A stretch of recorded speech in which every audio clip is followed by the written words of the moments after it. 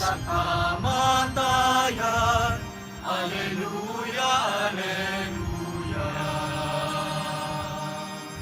Sa ngalan ng Ama at ng Anak at ng Espiritu Santo, Amen. sumainyo ang Panginoon. At sumaiyo rin.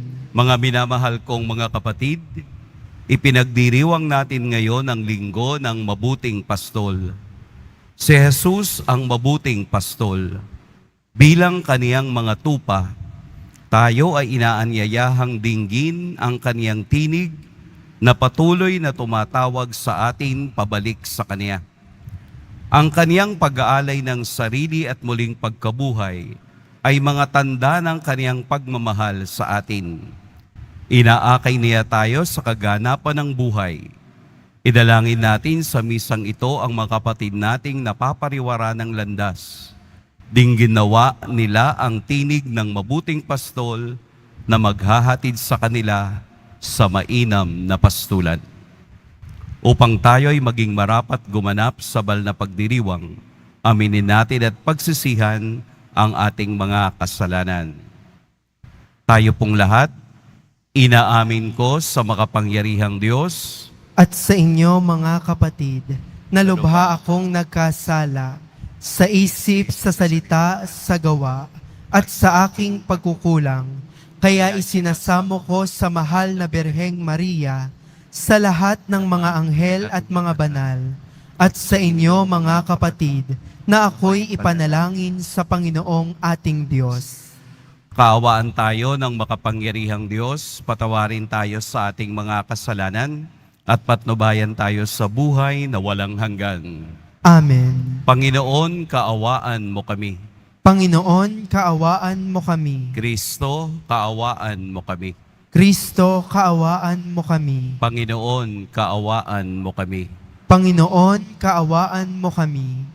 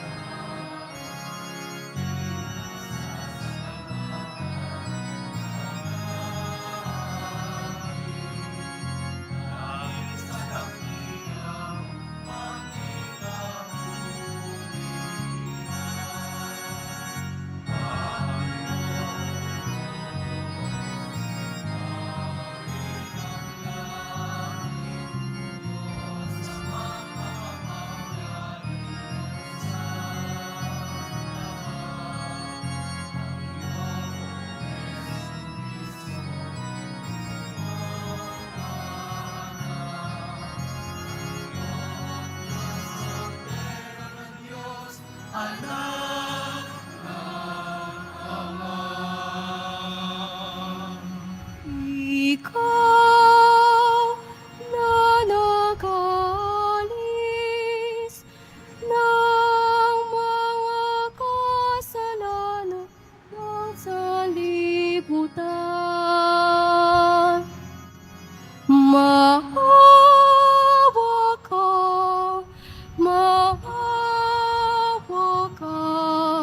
sa amin.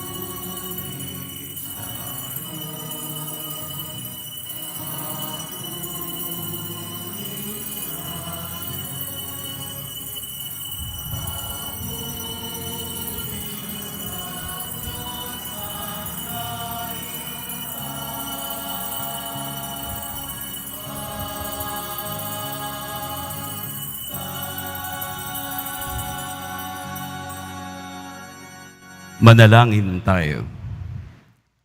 Ama naming makapangyarihan, akayin mo kami upang kami mapabilang sa mga maliligayang kapiling mo sa kalangitan, upang sa pagsunod naming bilang abangkawan, kami makarating sa sinapit ng pastol na idinadangal na siyang namamagitan kasama ng Espiritu Santo magpa sa walang hanggan. Amen. Magsiupo muna ang lahat. Pagbasa mula sa mga gawa ng mga apostol.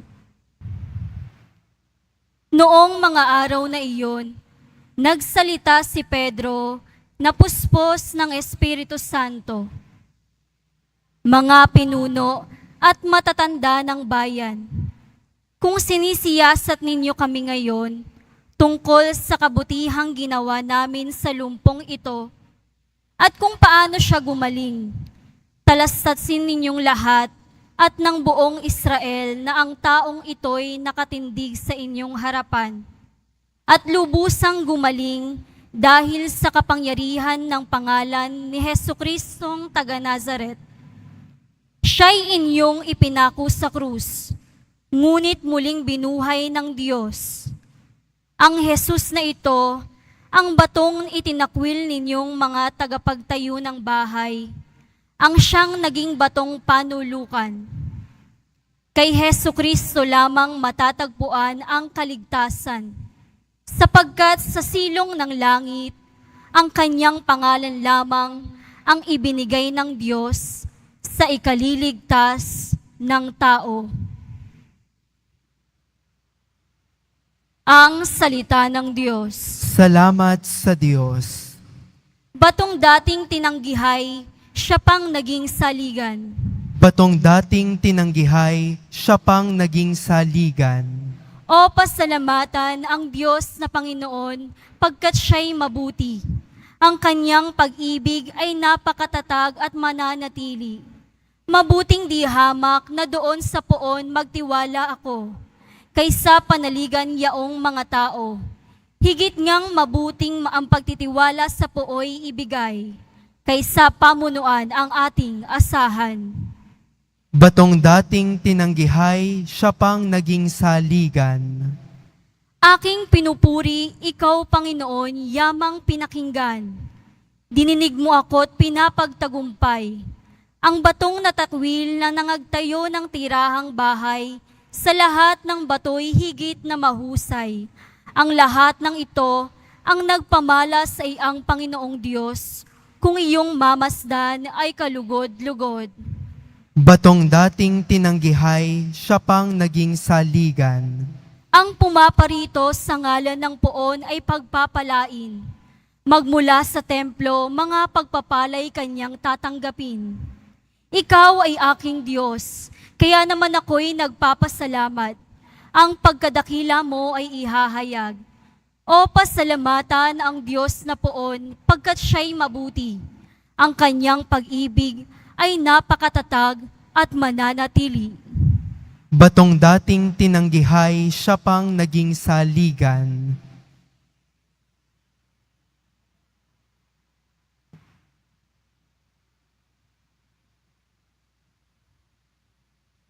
Pagbasa mula sa unang sulat ni Apostol San Juan.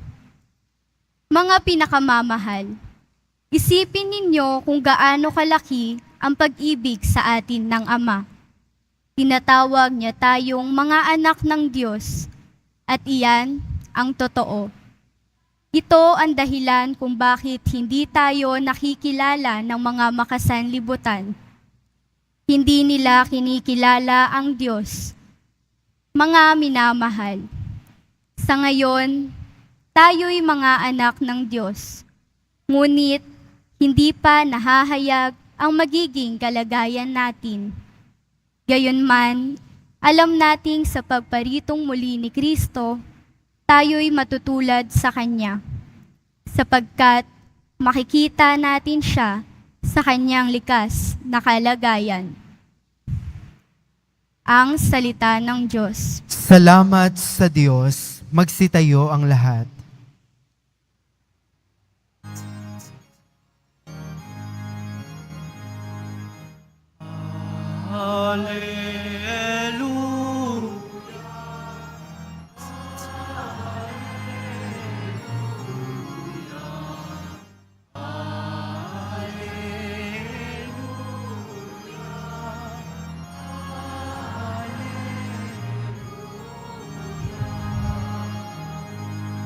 Ako'y pastol na buting,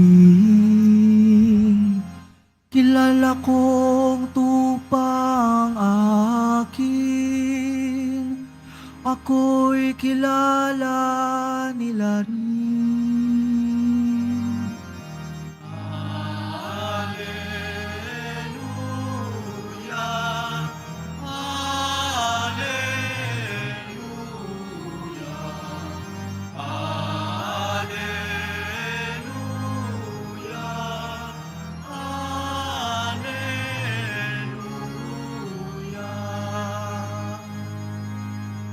Sumainyo ang Panginoon. At sumaiyo rin. Ang mabuting balita ng Panginoon ayon kay San Juan.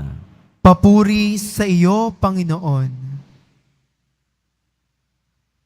Noong panahong iyon, sinabi ni Jesus, "Ako ang mabuting pastol." Iniaalay ng mabuting pastol ang kaniyang buhay para sa mga tupa. Ang upahan ay tumatakas kapag nakikitang dumarating ang asong gubat. Iniiwan niya ang mga tupa, palibas ay hindi siya pastol at hindi kaniya ang mga tupa. Kaya't sinisila ng asong gubat ang mga ito at pinangangalat. Tumatakas siya palibas ay upahan lamang at walang malasakit sa mga tupa.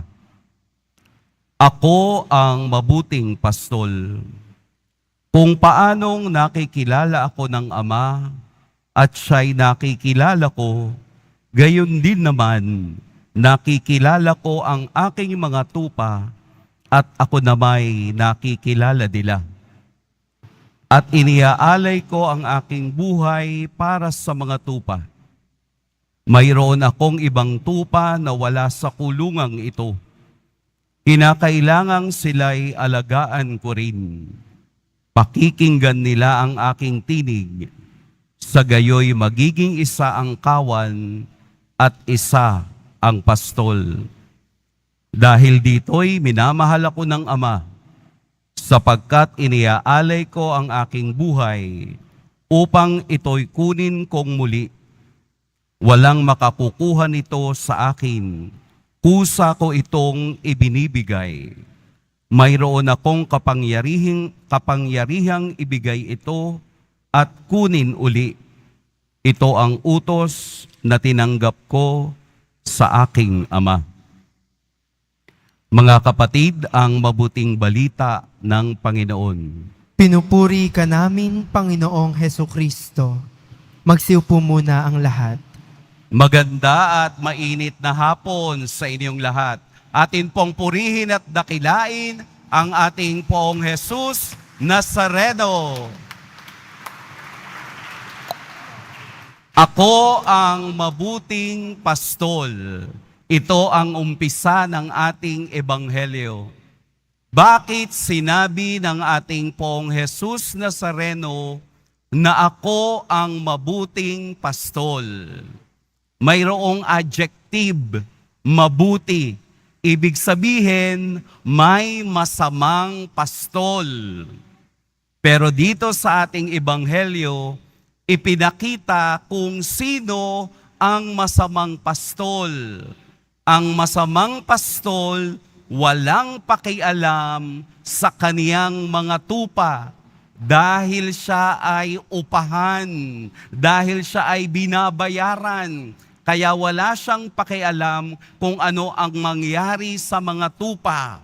Ang mahalaga sa kaniya, mabantayan lamang ang tupa mula alas 8 hanggang alas 5. Pagdating ng alas 5, uuwi na, wala nang pakialam. Siya ay naghihintay lamang ng ibabayad sa kaniya sa pinagtrabahuhan niya ng araw na iyon. Ang masamang pastol, walang pakialam. Pero ang ating ebanghelyo ay nagpapakita ng tunay na katuturan ng butihin at mabuting pastol. Makikita ninyo sa larawan ng mabuting pastol na siya ay may dalang kahoy. Di po ba karamihan? Meron siyang staff na dala-dala. May dalawang purpose yung kahoy na dala-dala niya. Una ay panggabay sa mga nawawalang tupa. Kapag medyo naliligaw ng lakad yung kasamahang tupa, tinatapik yun. Tinatapik ng pastol para sila'y muling bumalik doon sa kanilang kawan. Pangalawang purpose nung kahoy na dala ng isang pastol ay panghataw sa mga masasamang hayop na gustong sumugod at patayin ang mga tupa. Kaya nga narinig natin sa ebanghelyo, ang mabuting pastol ay handang ibigay ang kaniyang buhay. Yun bang dadali niya sa panganib ang kaniyang buhay para lamang sa kaligtasan ng mga pastol? Dahil po sa lumang tipan, kapag ang iyong mga tupa ay kinain ng masasamang hayop, kailangan dun sa may-ari ng tupahan, mayroon kang ipapakitang pruweba na talagang kinain ito ng masasamang hayop. Anong pruweba ang ibibigay ng isang pastol na nagbabantay sa kawan? Kapag nakita ng pastol na kinakain ng masamang hayop ang mga tupa, kailangan niyang patayin ang hayop na iyon at laslasin ang kaniyang tenga upang ipakita sa may-ari ng tupahan na tunay po na may hayop na sumugod sa tupahan. Kaya ito po ang katibayan, ang tenga nung hayop na sumugod upang patayin ang ating mga tupa. Kung ating titingnan ang tunay na kahulugan ng mabuting pastol, ito'y walang iba kung hindi ang pag-aalay ng buhay ng tunay na nagmamahal. Ang ating Poong Jesus Nazareno ay isang tunay na mabuting pastol na ibinigay niya ang kaniyang buhay para sa kaligtasan ng mga tupa. Tayong lahat ay nakikinig at alam natin ang boses ng ating mabuting pastol. Kung sa ating karanasan, tayo'y nagkakaroon ng pagkadagok dahil iyon ay paghampas ng kahoy ng mabuting pastol upang ikaw ay bumalik sa kaniyang kawan. Kung minsan tayo'y nakakaranas ng mga konting problema, mabigat na problema, ito ay paghampas upang tayo'y bumalik sa tunay na diwa ng daan ng mabuting pastol. Kung inyo pong matatandaan, si Brother Richie Fernando ay isang seminaristang Jesuit noong 1996.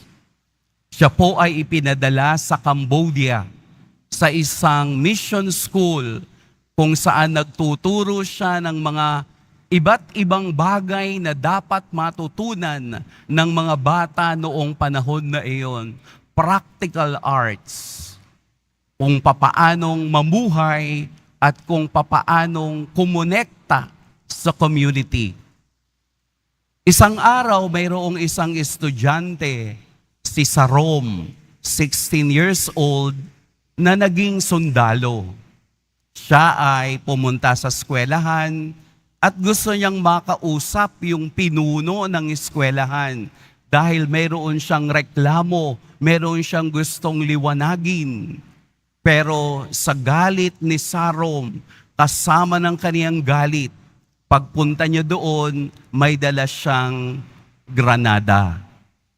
At yung granada na yon ay dala-dala niya at pumasok siya sa isang kwartong punong-puno ng estudyante ni Brother Richie.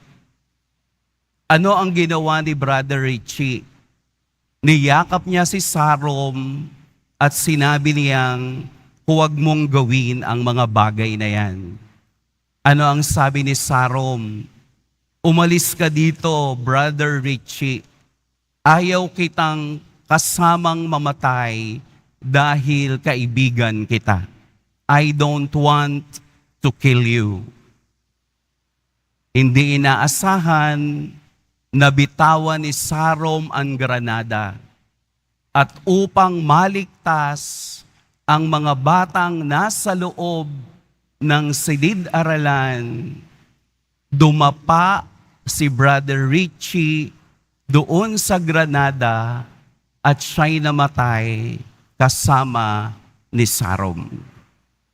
Ito ay halimbawa ng pagsunod sa tinig ng mabuting pastol. Ang mabuting pastol ay hindi nanghihinayang ibigay ang kaniyang sarili para sa kaligtasan ng lahat. Atin pong pakinggang mabuti ang tinig ng mabuting pastol, sapagkat ang mabuting pastol ay naniniwala sa sacrificial love, isang pagmamahal na may kalakip na sakripisyo, sapagkat ang isang pagmamahal kapag walang sakripisyo ay hindi matatawag na nagmamahal. Ang lahat ng nagmamahal ay nagsasakripisyo katulad ng mabuting pastol. Ang mabuting pastol ay kumikilala sa kaniyang kawan at ang mga tupang nasasakupan niya ay kilala ang tinig nito kahit na malayo ang bawat isa. Tayo pong lahat ay pastol sa kawan ng Diyos. Sana po marunong tayong makinig, marunong tayong kumilala sa tunay na tinig ng mabuting pastol. Huwag po tayong mang-uuto sa tinig ng iba. Huwag tayong magpauto sa ganda ng sinasabi ng iba, sapagkat ang mabuting pastol hindi lamang nagmamahal, siya rin ay nagdidisiplina sa mga tupang ayaw sumunod sa kaniya.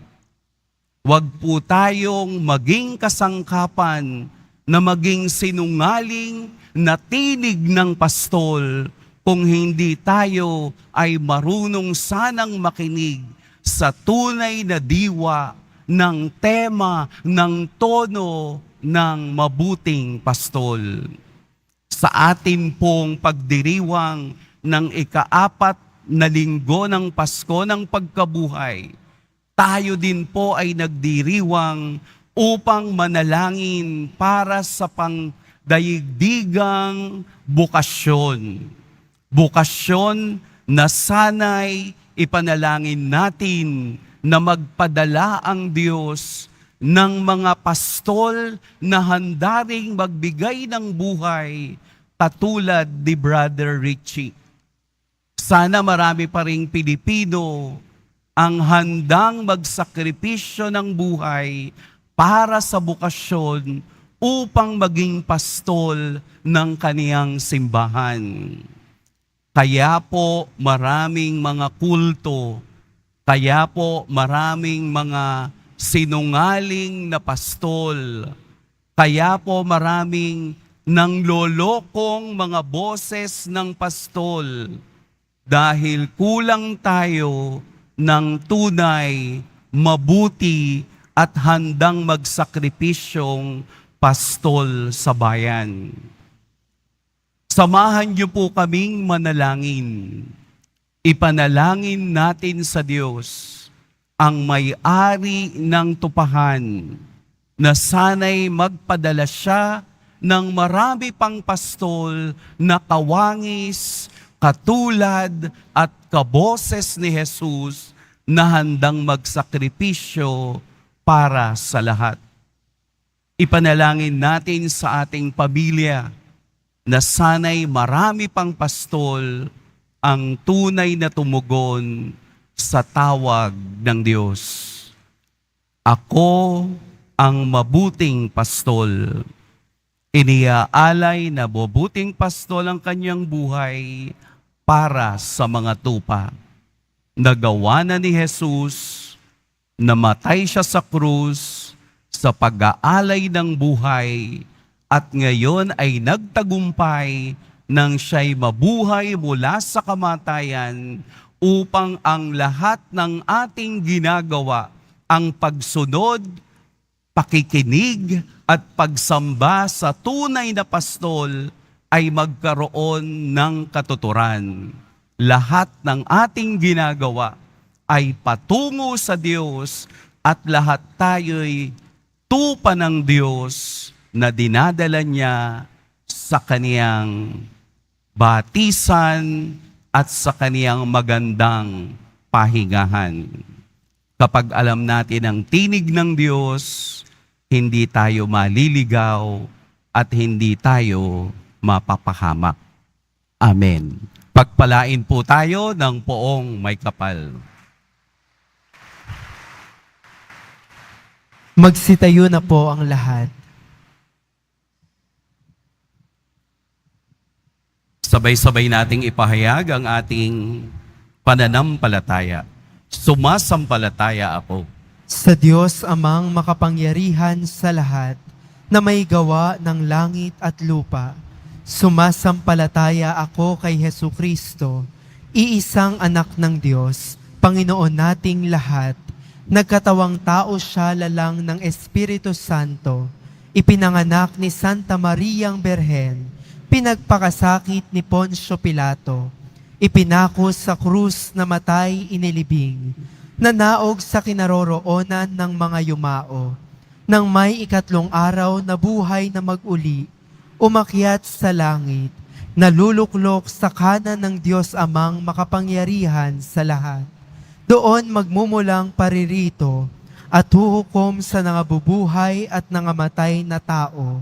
Sumasampalataya naman ako sa Diyos Espiritu Santo, sa banal na simbahang katolika, sa kasamahan ng mga banal, sa kapatawaran ng mga kasalanan, sa pagkabuhay na muli ng nangamatay na tao, at sa buhay na walang hanggan.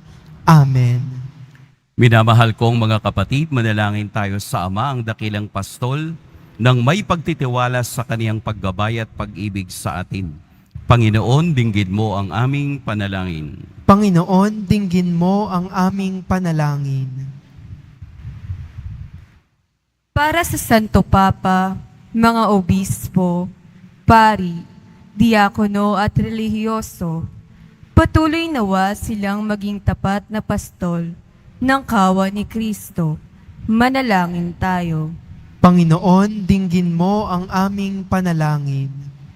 Para sa mga namumuno sa ating lipunan, Matularan nawa nila ang halimbawa ni Kristo, ang mabuting pastol na laging kapakanan ng lahat ang hangad. Manalangin tayo. Panginoon, dinggin mo ang aming panalangin.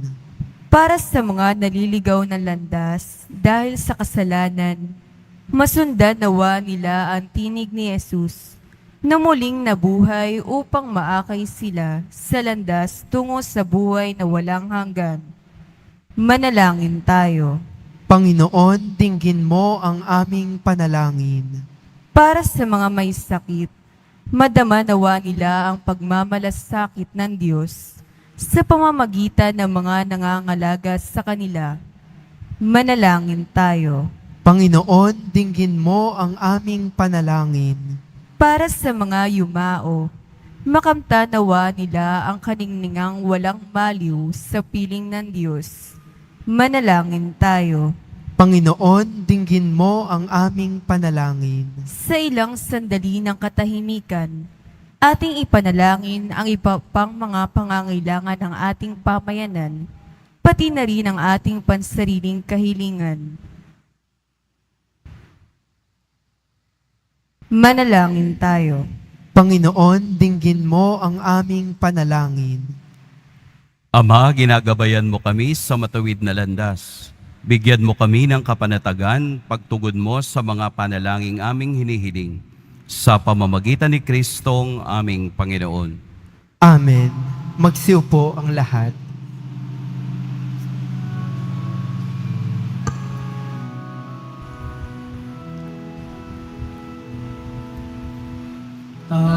Tanggapin mo, O Panginoon, ang alay ng bayan, nagdiriwang, uhulan mong bigay, ang alak at tinapay, handog ng pagkabuhay.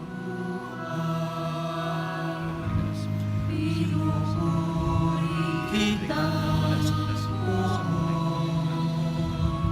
sapagkat ako'y niligtas.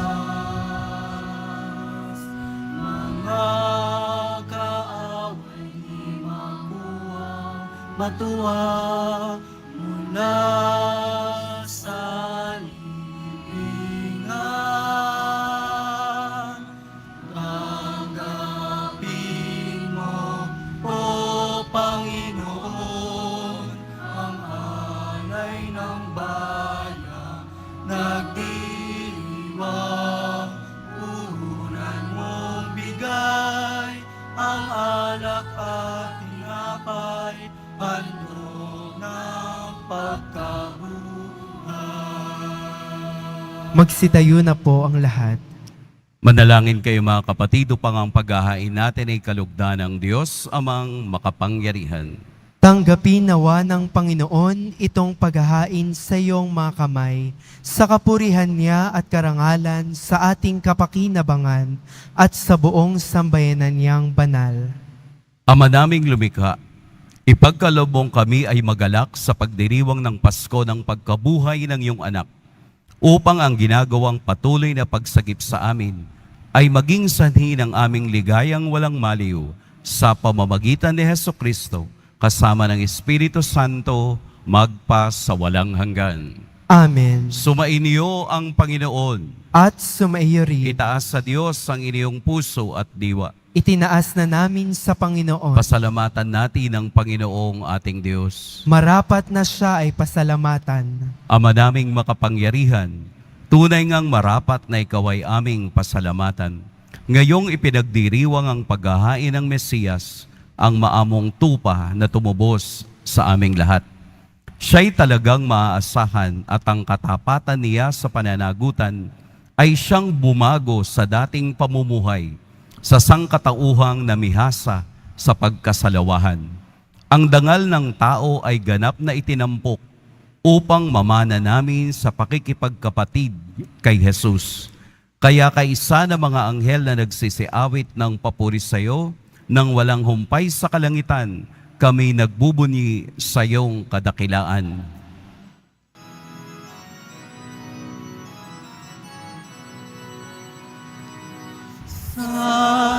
Santo, Santo, Panginoon Diyos ng mga hukbo. Napupuno ang langit at lupa ng kadakilaan mo. Hosana, Hosana sa kaitaasan. Hosana, Hosana sa kaitaasan. Pinagpala ang naparito sa ngalan ng Panginoon. Hosana, Hosana sa kaitaasan. Hosana, Hosana sa kaitaasan. Magsilhod po ang lahat. Ama naming banal, ikaw ang bukal ng tanang kabanalan. Kaya't sa pamamagitan ng iyong Espiritu, gawin mong banal ang kaloob na ito upang para sa amin maging katawan at dugo ng aming Panginoong Heso Kristo. Bago niya pinagtiis ang kusang loob na maging handog, hinawakan niya ang tinapay, pinasalamatan kaniya, pinaghati-hati niya iyon, iniabot sa kaniyang mga alagad at sinabi, "Tanggapin ninyong lahat ito at kanin. Ito ang aking katawan na ihahandog para sa inyo."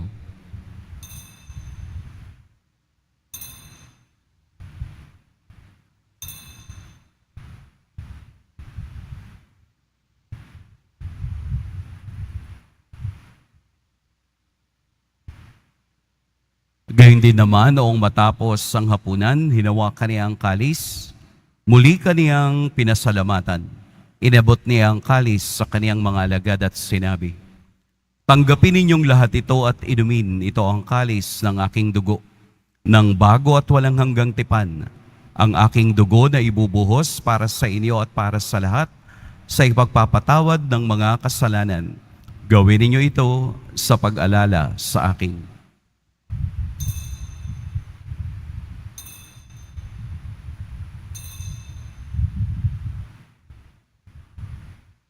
Magsitayo na po ang lahat. Ipagbunyi natin ang misteryo ng pananampalataya. Si Kristo'y namatay, si Kristo'y nabuhay, si Kristo'y babalik sa wakas ng panahon. Ama, ginagawa namin ngayon ang pag-alala sa pagkamatay at muling pagkabuhay ng iyong anak. Kaya't iniaalay namin sa iyo ang tinapay na nagbibigay buhay at ang kalis na nagkakaloob ng kaligtasan. Kami nagpapasalamat dahil kami iyong minarapat na tumayo sa harap mo para maglingkod sa iyo. Isinasamo namin kaming magsasalo-salo sa katawan at dugo ni Kristo ay mabuklod sa pagkakaisa sa pamamagitan ng Espiritu Santo. Ama, lingapin mo ang iyong simbahang laganap sa buong daigdig. Puspusin mo kami sa pag-ibig kay San Francisco na aming Papa at ni Jose na aming Obispo at ng Tanang Kaparian. Alalahanin mo rin ang mga kapatid naming nahimlay nang may pag-asang sila'y muling mabubuhay, gayon din ang lahat ng mga pumanaw. Kaawaan mo sila at patuloyin sa iyong kaliwanagan. Kaawaan mo at pagintapating kaming lahat na makasalo sa iyong buhay na walang wakas. Kaisa ng mahal na Birheng Maria na ina ng Diyos, ng kabiyak ng puso niyang si San Jose, kaisa ng mga apostol ni San Juan Bautista, at ng lahat ng mga banal na namuhay dito sa daigdig ng kalugod-lugod sa iyo, maipagdiwang nawa namin ang pagpupuri sa ikararangal mo sa pamamagitan ng iyong anak na aming Panginoong Heso Kristo. Sa pamamagitan ni Kristo, kasama niya at sa Kaniya, ang lahat ng parangal at papuri sa iyo, Diyos, Amang makapangyarihan, kasama ng Espiritu Santo, magpa sa walang hanggan.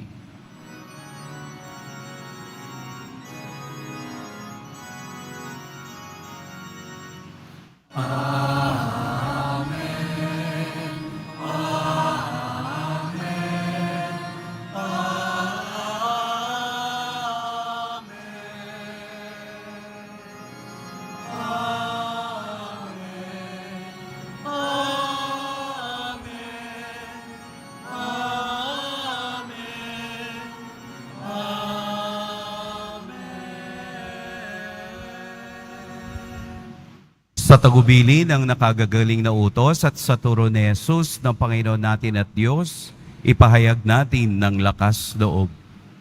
Ama naming sumasalangit ka, sambahin ang ngalan mo, mapasa amin ang kaharian mo, sundin ang loob mo dito sa lupa para nang sa langit. Bigyan mo kami ngayon ng aming kakanin sa araw-araw, at patawarin mo kami sa aming mga sala, para ng pagpapatawad namin sa nakakasala sa amin. At huwag mo kaming ipahintulot sa tukso, at iadya mo kami sa lahat ng masama.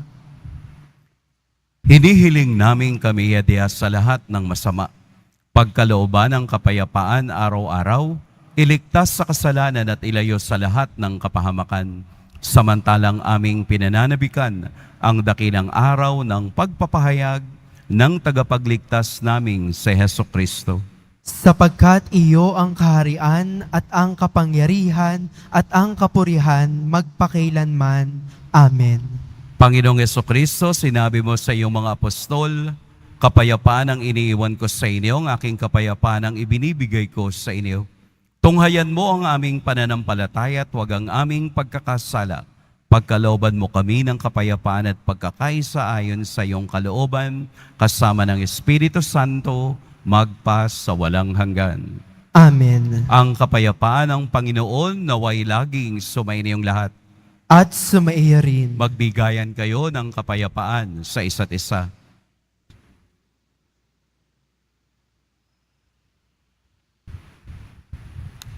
Kordero ng Diyos na nag-aalis ng mga kasalanan ng sanlibutan, maawa ka sa amin.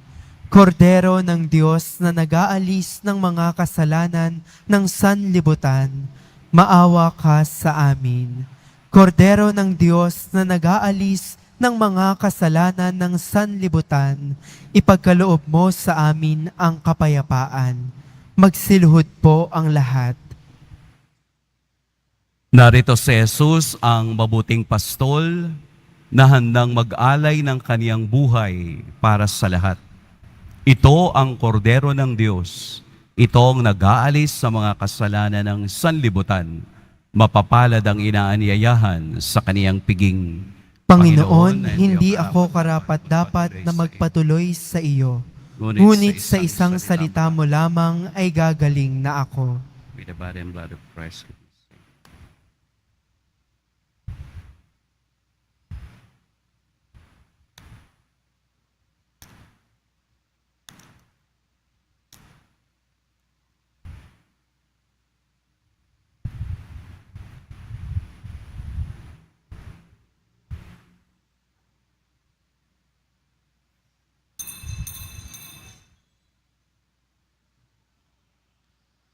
Para sa lahat ng tatanggap ng banal na komunyon, sasagot po tayo ng amen pagkasabi ng pari o ng lay minister ng katawan ni Kristo at isubo agad sa bibig bago umalis sa harapan ng pari o lay minister. Sumunod po tayo.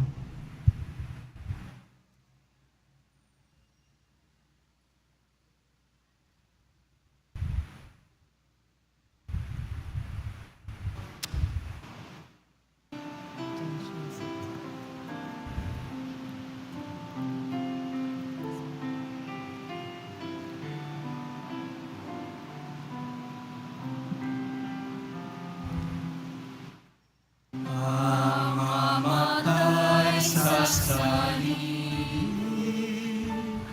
ay mabubuhay sa Diyos. Siya'y larawan ni Kristo, ang ating mabuting pastor. At kanyang iniaalay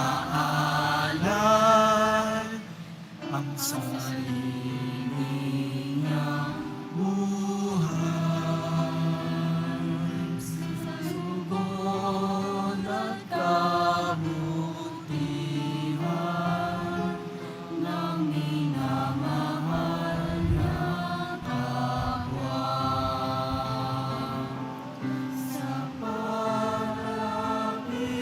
sa panganib, tumatakas ang upahan.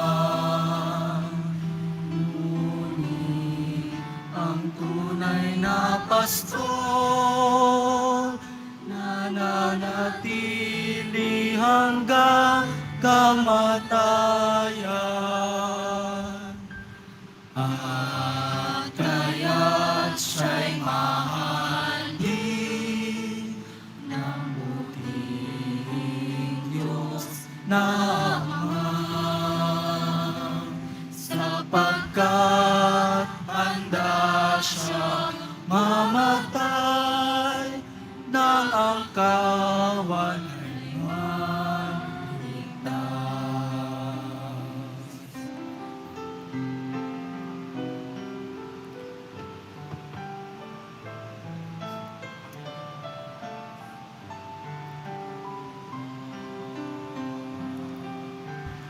Ang mamatay sa sarili ay may mabubuhay sa Diyos.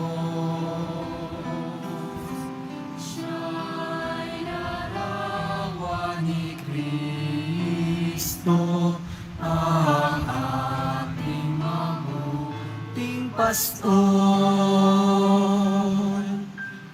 At kanya iniaalay ang sarili niyang buhay sa lubos at kabutihan ng minamahal niyang kapwa. Sa paglapit sa panganib, tumatakas ang upahan. Ngunit ang tunay na pastol, nananatili hanggang kamatayan. At kaya't siya'y mahalin ng buting Diyos na Ama, sapagkat handa siya mamatay nang ang kawan ay maligtas. Manalangin tayo. Ama naming mapagmahal, Ikaw ang butihing pastol na nagtataguyod sa amin, kaya't kaming kawan mo ay iyong tangkilikin. Pakundangan sa dugo ng anak mong dumanat, upang kaming lahat ay iyong mailigtas. Marapatin mong kami makarating sa pastulan na inilalaan mo sa amin ngayon at kailanman, sa pamamagitan ni Hesukristo, kasama ng Espiritu Santo, magpa sa walang hanggan. Amen. Sumainyo ang Panginoon. At sumaiyo rin. Yumuko kayo habang iginagawad ang pagbabasbas. Ang Diyos na tumubos ay kumukupkop sa inyo. Pakundangan sa pagkabuhay ni Hesukristo ay siya nawang magpala sa inyo ng kaligayahang magpa sa walang hanggan. Amen. Kayong pinagkalooban ng manunubos ng walang maliw na kalayaan, ay pagkamtin nawa niya ng kaniyang pamanang buhay na walang hanggan. Amen. Dahil kayo ay kaisa niyang bumangon mula sa kamatayan, pakundangan sa pananampalataya at binyag, kayo naway makatambal ng mga nasa kalangitan, pakundangan sa inyong mabuting pamumuhay, ngayon at magpa sa walang hanggan. Amen. At pagpalain kayo ng makapangyarihan at mapagmahal na Diyos, ang Ama at Anak at Espiritu Santo. Amen. Tapos na ang ating pagdiriwang, humayo kayong taglayang kapayapaan ng Poong Jesus Nazareno. Salamat sa Diyos.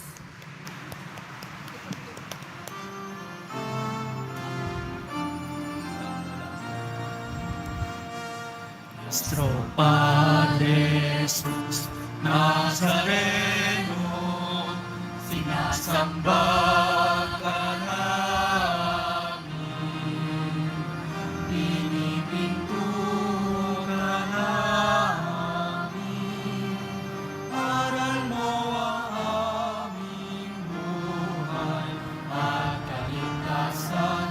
Nuestro Padre Jesus Nazareno, iligtas mo kami sa kasalanan. Ang krus mong kinamatayan, sa gisag ng aming kaligtasan. Nuestro Padre Jesus Nazareno, dinarangal ka namin. Nuestro Padre Jesus Nazareno, nilulwalhati ka namin. Nuestro Padre Jesus Nazareno, dinarangal ka namin. Nuestro Padre Jesus Nazareno,